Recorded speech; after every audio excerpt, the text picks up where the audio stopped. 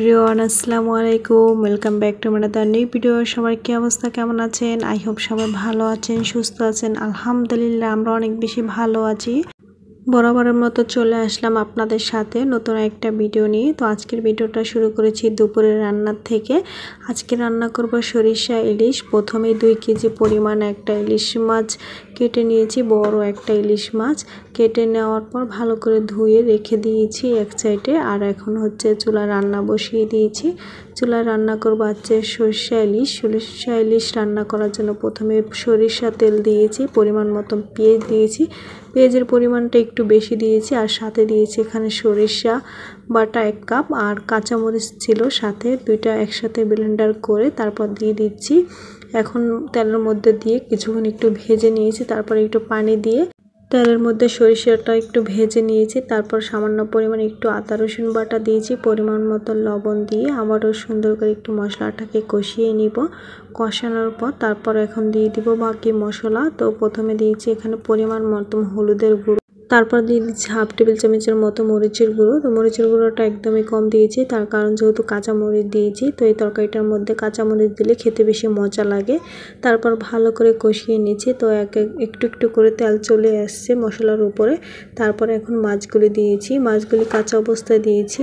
তো মাছের সাইজটা দেখে বুঝতে পারছেন মাছটা কত বড় ছিল। তো অনেকটাই বড় ছিল মাছটা।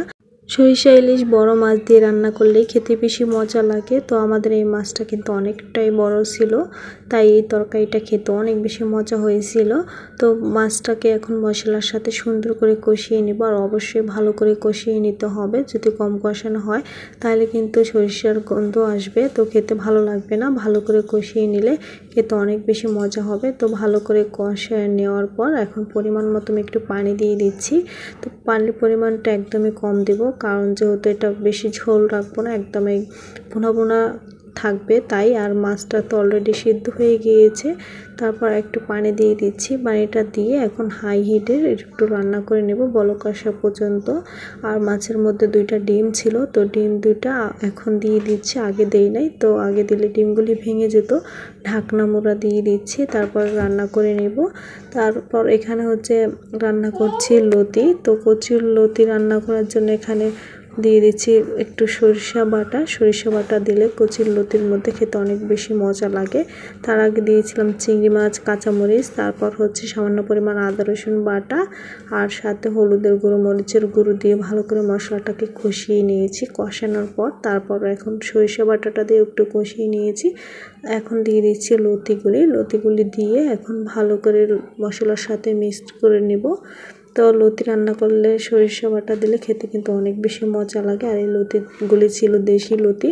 মোটা লতির থেকে এরকম চিকন চিকন লতি রান্না করলে খেতে কিন্তু অনেক বেশি মজা লাগে। ভালো করে মেশানোর পর তারপর ঢাকনা মোড়া দিয়ে দিচ্ছি। ঢাকনা মোড়া দিয়ে তারপর চুলার আঁচটা মিডিয়াম করে রেখেছি। আর ঢাকনাটা তুলে আবারও সুন্দর করে একটু লাড়া দিয়ে দিচ্ছি।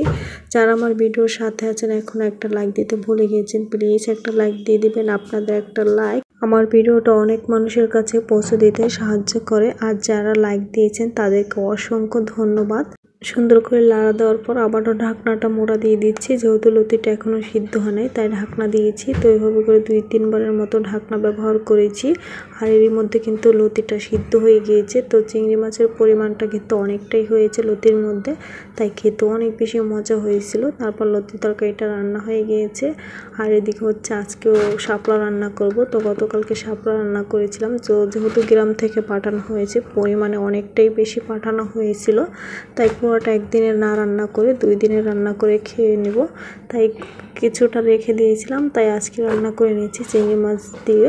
তো কালকে যেহেতু রান্না করে খেয়ে অনেক বেশি মজা পাইছিলাম, তাই আজকেও রান্না করেছি। তো অনেক বেশি মজা হয় তরকারিটা। যারা খান নাই তারা খেয়ে দেখতে পারেন। আশা রাখছি আপনাদের কাছে অনেক বেশি ভালো লাগবে। তারপরে দুপুরে রান্না ডান। তো এখন দুপুরের খাবারটা খেয়ে নেব, তাই সব খাবার দাবার একসাথে টেবিলে সার্ভ করে নিয়েছি। তো আজকের দুপুরের মেনু ছিল শাপলা, তারপর চিংড়ি মাছ, আর সাথে ইলিশ মাছ। তারপর হচ্ছে সন্ধ্যার পরে তো অনেক দিনের একটা স্বপ্ন ছিল আমার বড় বোনের, তাদের বাসায় 2 পাল্লা একটা ফ্রিজ আনবে। তো অনেক দিনের স্বপ্ন, তো এক এক করে পূরণ হয়েছে ইনশাল্লাহ। তো আস্তে আস্তে আরও অনেক আশাই আছে, ওগুলো পূরণ হবে। তো 2 পাল্লা ফ্রিজ কিনে আনা হয়েছে। তো এটা লোকেরাই শোরুম থেকে লোক আসছে, তো ওই লোকেরাই সেট করে দিবে।